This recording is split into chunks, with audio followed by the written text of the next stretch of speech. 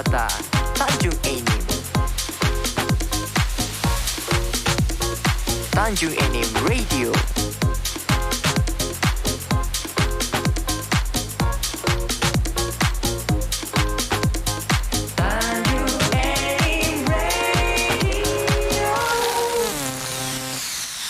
Assalamualaikum warahmatullahi wabarakatuh. Selamat sore para kanca Tanjung Enim Radio. Dimanapun kami bisa jumpai Anda. Berbahagia sekali di kesempatan sore hari ini. Saya Reddy Smash bisa menjumpai Anda dalam acara Ngobras, ngobrol bareng seru sore. Untuk kesempatan kali ini para kanca tanggal 29 September 2022 bertepatan dengan hari Kamis. Seperti biasa di acara ini selalu menghadirkan bintang-bintang tamu yang sangat spesial dan orang-orang yang istimewa. Di sore hari ini saya kedatangan bintang tamu yang mempunyai bakat dengan indera keenam. Beliau adalah saudara atau Bung Iswadi Siharlaki, sarjana hukum.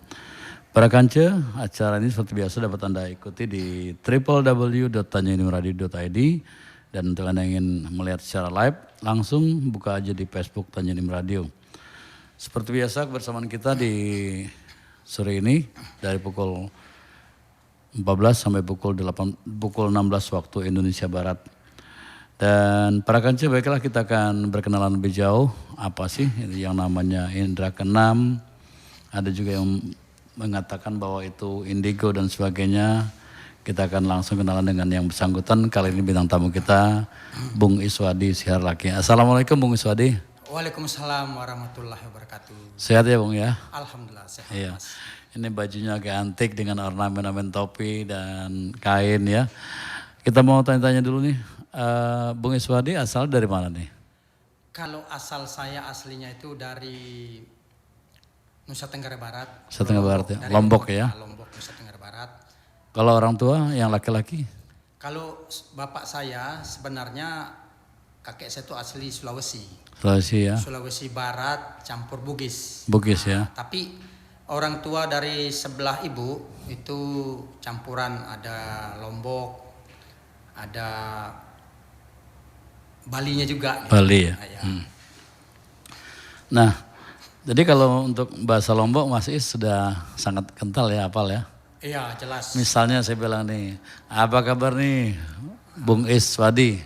Bahasa Lomboknya nih. Kalau bahasa Lomboknya apa kabar? Berembe kabar, semeton. Apa kabar saudara? Oh seperti itu ya. Okay. Nah kalau ke Bali, arah Bali. Apa kabar saudara? Kalau bahasa Bali? Iya.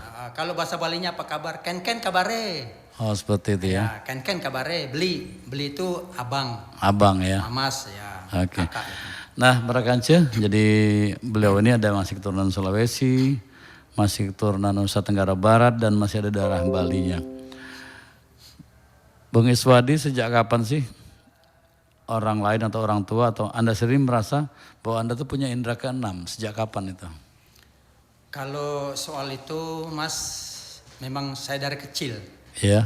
Jadi ya boleh orang mengatakan itu sebuah bakat gitu ya. Tapi Yeah. saya dari kecil, dari belum sekolah dasar gitu ya. Ya. Jadi orang tua saya dulu heran juga ngelihat saya gitu. Itu kira-kira umur berapa tahun itu? Dan Umur kejadian seperti apa itu? ya umur sebelum masuk sekolah itu kira-kira 5 tahun ya? 5 tahun, 6 tahun itulah gitu. Itu sering saya.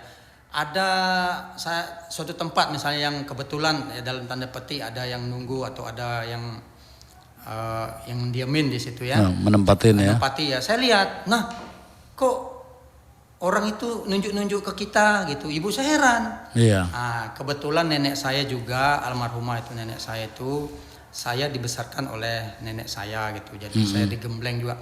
Nenek saya dulu khususnya di dunia pengobatan tradisional ya, pengobatan alternatif, pengobatan kampung yang lebih dikenalnya itu sudah cukup dikenal. Jadi saya juga ditekankan lah gitu oleh nenek saya supaya mendalami dan menguasai ilmu pembuatan, tujuannya untuk membantu orang gitu. Iya. Nah terus ketika pertama kali kalau masih ingat ya, Mas Iswadi merasa ada indera keenam, melihat hal-hal gaib yang orang lain asal boleh dikatakan takut ya. Waktu itu ngeri atau gimana sih perasaannya waktu melihat pertama kali itu? Saya pertama kali ngelihat enggak ada rasa takut, justru saya pingin mendekatinya. Lebih dekat lagi ya. Mendekatinya. Nah, sampai sekarang ya bukan apa ya, kalau ada satu tempat yang saya juga banyak sih dimintai tolong, diundang lah gitu sama terutama yang ini. Ada yang kebetulan rumahnya katanya ada yang ganggu, ada yang nunggu lah gitu ya. Saya datang, nah saya ya dengan cara saya lah. Kalau bahasa supranaturalnya itu ritual lah gitu. Ritual ya. Nah, ritual. Tapi begini Mas, kita ritual kayak gitu bukan semata-mata mau menduakan yang kuasa, bukan, tapi ada cara. Nah, gitu, cara. Jadi tiap orang yang punya indra keenam tuh punya cara sendiri-sendiri dalam rangka memberikan bantuan kepada orang lain yang membutuhkan ya? Ya tentu Mas. Kalau saya itu sebelum saya lakukan suatu ritual ya, dalam kata tanda petik, saya bermunajat dulu sama Allah Subhanahu Wa Taala. Saya minta supaya dimudahkan lah gitu. Dimudahkan. Dan alhamdulillah selama saya berkiprah membantu orang ya baik dalam pengobatan maupun yang lain-lainnya yang dibutuhkan oleh orang gitu ya. Alhamdulillah lancar-lancar aja. Ya. Jadi yang kita lakukan itu bermunajat dulu, kemudian baru kita lakukan ikhtiar itu gitu. Jadi tetap kita berikhtiar ya. Iya betul. Nah, jadi perbedaan yang paling menyolok nih orang yang punya indra keenam dengan tidak tuh dari segi apa yang tadi tuh? Banyak orang berpendapat perbedaan itu memang betul itu pendapat orang-orang itu. Jadi kalau orang yang dalam tanda petik yang dinyatakan atau dikatakan dia mempunyai indra keenam, itu umumnya orang yang mempunyai indra keenam atau orang ada bahasa lainnya indigo misalnya gitu. Itu bisa ya itu tadi istilahnya kalau istilahan itu ada itu karomah atau apa. Diberikan kelebihan oleh yang kuasa, oleh Allah Subhanahu Wa Taala, bisa melihat itu. Termasuk saya ya, di suatu tempat misalnya kebetulan ada yang mendiamin atau yang menghuni gitu ya. Baik yang sifat lapang atau gedung rumah gitu. Kalau memang ada di situ dan kelihatan dia. Ada. Jadi ketika misalnya lapangan nih ya. Sementara orang yang tidak punya bakat indra keenam kan biasa-biasa jalan ya. Bang Iswadi ketika melewati tempat itu sudah kelihatan dari jauh. Terasa. Kadang ada juga. Nah inilah kita nanti berbicara masalah gaib larinya kan. Jadi ada kadang dalam tanda petik penunggu suatu tempat ya, katakanlah rumah gitu atau gedung atau apalah gitu ya, yang kebetulan ada yang nunggu gitu ya, penunggunya itu. Mereka itu menunjukkan eksistensi keberadaannya itu macam-macam. Ada yang sekelebet, sekali lewat. Sekali lewat. Kadang orang yang di dalam ruangan atau dalam suatu tempat itu melihat nggak ada orang gitu. Itu satu. Kalau enggak sekelebet bayangan atau gerakan, ada juga berupa bunyi-bunyian. Ada dari wangi-wangian yang menurut orang wangi apa ini aneh. Itu menandakan suatu tempat itu ada yang mendiami menghuni. Itu menunjukkan eksistensi atau keberadaannya di situ. Jadi setiap mereka itu lain-lain cara menampaknya ya. Lain-lain ya. Pernah juga pengalaman di suatu tempat lah gitu ya, di suatu kota. Siang hari beliau itu sedang kerja jam 10 lewat, belum jam istirahat, sedang kerja. Lalu lalang itu di dalam ruang kerjanya itu siang hari loh Mas ini. Nah, jadi langsung beliau perintahkan anak buahnya lah, security waktu tidak salah anak buahnya untuk ya dimintai tolong lah gitu. Nah, saya dijemput oleh anak buahnya itu. Jadi siang itu berangkat juga. Jadi alhamdulillah sekarang aman-aman aja lah ya gitu ya. Iya, alhamdulillah. Iya. Oke, Mas Iswadi, masih banyak yang akan kita pertanyakan, tapi kita harus jeda dulu. Para kancu jangan kemana-mana, tetap di Ngobrol Tanyain Radio bersama bintang tamu kita, Bung Iswadi Siharlaki. Beliau adalah mempunyai bakat di indra keenam. Jangan kemana-mana, tetap.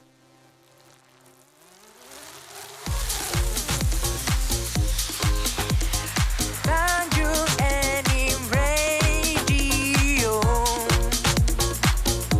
Dari kota tujuan wisata Tanjung Enim. Tanjung Enim Radio.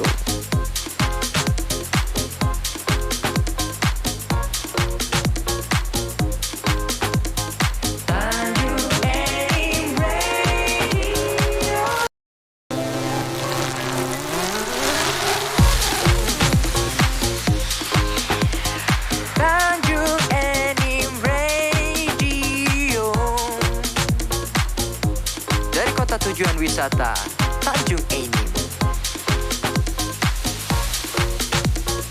Tanjung Enim Radio.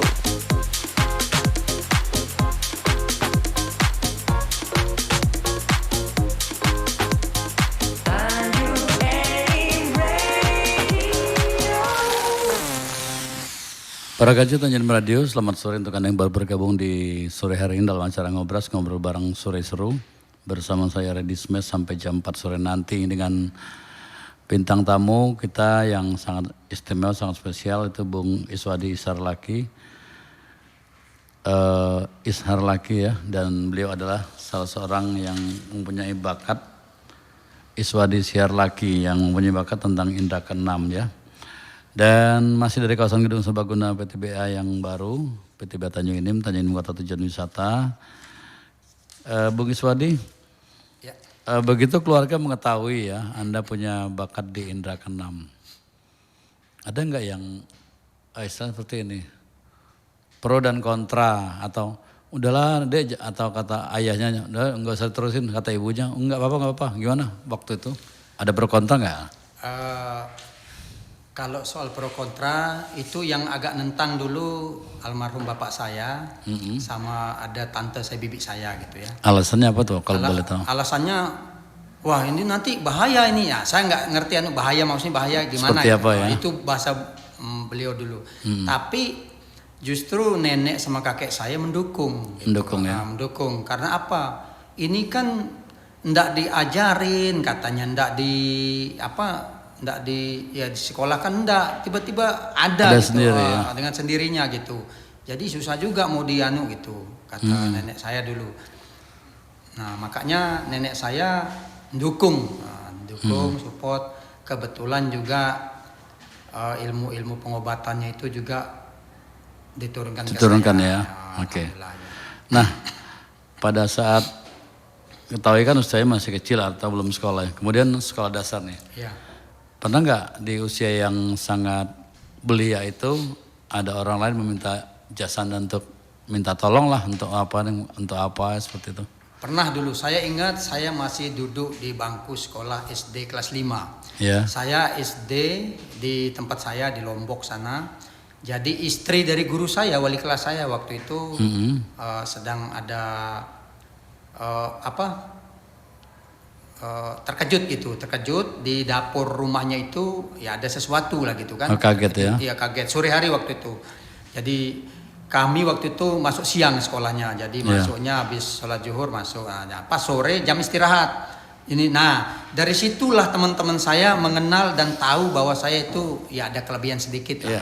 Diberikan ada bakat ya. Ada bakatin tadi. Nah, jadi saya masuk ke rumah itu memang auranya lain. Nah, rumah itu waktu itu. Sudah kelihatan ya? Kelihatan. Nah, saya bilang di samping lemari ini. Oh, pantesan setiap saya sisiran di situ, kata istrinya Pak Guru saya sisiran pasti badan saya merasa gimana, merinding lah ini. Itu. Jadi itu kelas 5 SD waktu itu. Oh iya. Jadi ada juga. Jadi akhirnya waktu itu istilahnya dipindahkan atau diapakan waktu itu? Waktu itu dipindahkan enggak, cuman saya bilang kita coba, kalau istilah kerennya kita komunikasikan lah dengan mereka gitu. Jadi kita komunikasikan, terus ya kirim-kirim doa lah waktu itu kan. Saya semampu saya, namanya masih siswa SD waktu itu kan.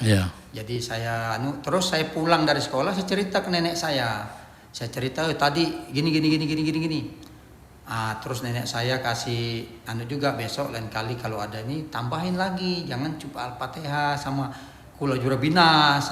Kan itu yang saya baca. Tambah surat-surat lain ya. Tambah ini, terus ada juga saya kalau membantu yang sejenis itu Mas Reddy ya, di samping saya pakai doa, saya juga ada mantra lah gitu. Mantra khusus. Istilahnya bahasa khusus untuk mereka. Komunikasi khusus lah ya. Komunikasi khusus ya ada. Nah itu. Terus itu pengalaman waktu masih duduk di bangku kelas 5 SD. Nah, yang sering saya itu setelah saya kuliah dulu di Jogja. Nah, itu sering. Nah sekarang sebelum kuliah nih, dengan semakin banyak kan nih pasti orang minta tolongin dengan keberadaan Mas Iswadi sebagainya. Ada nggak sih perasaan risih Mas Iswadi atau aduh kayak ini aku ini mulai repot atau apa ini dengan mulai seirama mulai SD SMP gitu? Kalau merasa risih enggak, karena saya juga senang. Senang ya. Saya nikmati gitu. Saya senang bantu Enjoy orang. ya. Enjoy. Saya senang, saya juga mau mau menjalankan keinginan nenek saya gitu kan. Iya, meneruskan lah ya. Meneruskan. Nah, itu keinginannya jangan lelah, jangan membantu orang katanya, karena ya membantu orang itu ya nilainya luar biasa. Itu kata nenek saya almarhumah itu dulu kan. Iya, ya. Nah, jadi saya juga kalau nolong atau membantu orang ya baik yang berobat sakit macam-macam lah, terutama sakit non medis ya. Iya. Kan sakit ada yang sifatnya medis, ada yang non medis Iya, gitu. betul. Karena pernah ada pengalaman ya pasien lah istilahnya, ada orang dia sudah keliling rumah sakit bahkan sampai ke Jakarta. Keliling berapa rumah sakit di ibu kota, katanya Jakarta termasuk di ibu kota provinsi sini juga. Secara diagnosa dokter ngecek nggak ada. Nggak ada ini penyakit ya? dicek normal, ini cek sehat, ini cek sehat. Akhirnya dokter tuh dengan bijaksana coba pengobatan kampung kata beliau tuh, Iya. dokternya tuh. Jadi nggak tahu juga waktu itu dia dapat nomor saya, dia dapat alamat dari mana, dia cari saya. Menghubungi ya. Menghubungi akhirnya ketemu. Nah dia cerita gini-gini, saya coba ternyata betul. Jadi beliau itu memang secara medis tidak sakit. Nah saya jelaskan perbedaan orang sakit medis sama non medis itu biasanya nafsu makan, saya bilang. Iya. Saya tanya dia, ibu makan gimana? Enak, lahap saya katanya. Suami cuma benarkan, betul Pak katanya istri saya kalau makan tidak ada masalah. Nah di situ umumnya kalau orang sakit medis saya bilang liur pahit, tidak ada selera makan. Iya, kepala pusing. Nah, kepala pusing pun tidak enak makan, biar nasi mana. Nafsunya tuh berkurang. Kurang. Nah itu tidak lahap. Nah di situ dia heran. Alhamdulillah dengan izin yang kuasa Allah Subhanahu Wa Taala sampai sekarang sehat beliau itu. Dan saya dianggap keluarga. Terima kasih banyak. Alhamdulillah saya gitu. Ya. Jadi artinya di awal-awal keberadaan Indra Keenam tuh hadir di Iya. katakanlah tubuhnya Mas Iswadi. Benar.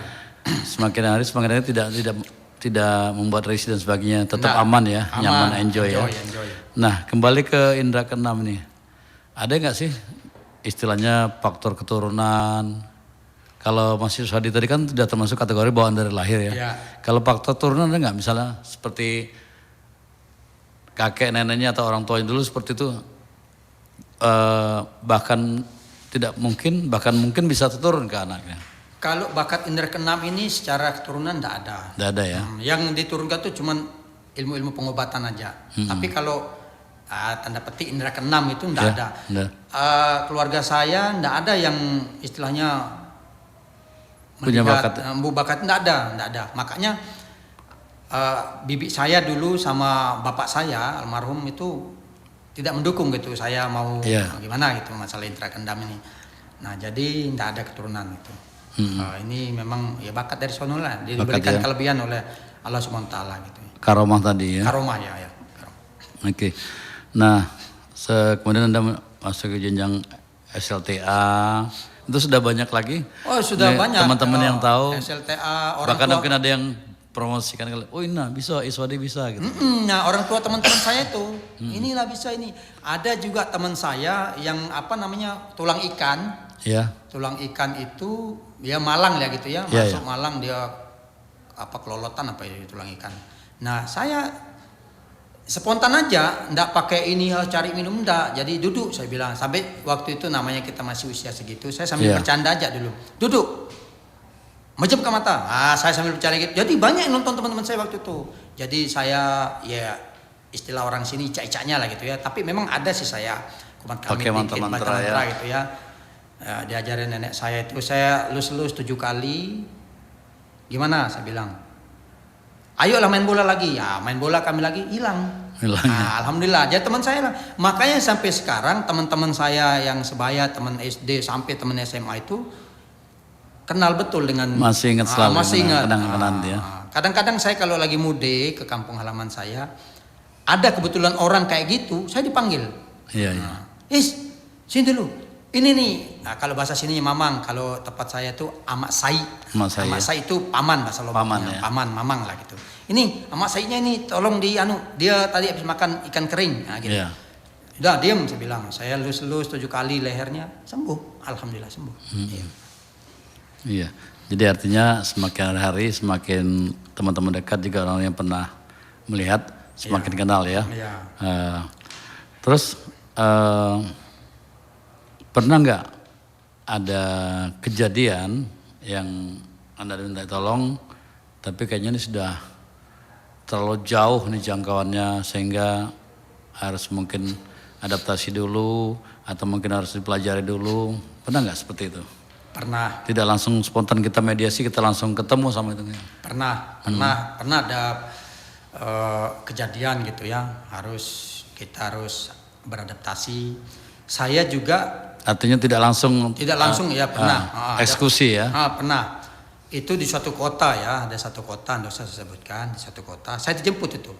Saya dijemput oleh adiknya beliau itu kepala desa waktu ya. Ya. Kepala desa. Adiknya disuruh jemput saya pakai mobil pribadinya itu.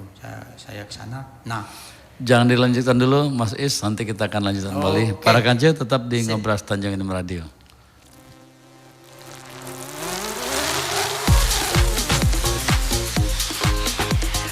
Tanjung Enim Radio. Dari kota tujuan wisata Tanjung Enim. Tanjung Enim Radio.